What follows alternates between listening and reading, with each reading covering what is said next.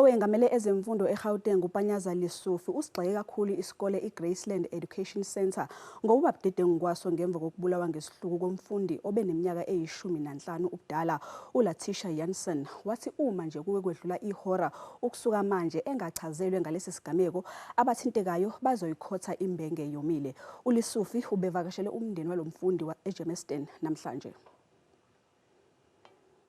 uLesufi utshela bezindaba ukuthi okumdumaze kakhulu ngalomshophu ukuthi akekho noyedwa ofuna ukumtshela into ezwakalayo ngalesigameko. No one could give me answers.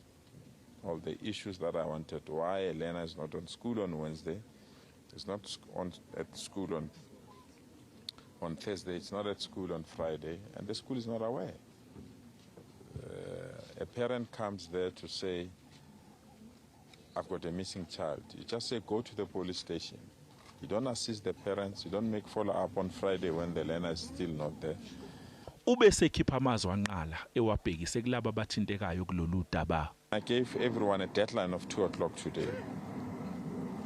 If I don't get the answers by 2 o'clock this afternoon, a minute past 2, heads will roll. Uthe kumphatha kabi kakhulu ukuthi lengane ebulawe ngalesihlkuku akuyona yokuqala endaweni, wathi bazosebenzisana nawo umphakathi ukuthi kubanjwe abilelisi bajeze. Let's have a joint community meeting with the community here, because you can't say it's not the first one and we do nothing. This community must tell us who did this. Lo mfundi wadlwengulwa wasengqongqoswa ngomlilo ehlashaneni elise-Elsbek ngolwesihlanu kanti wanyamalala ngolwesithathu.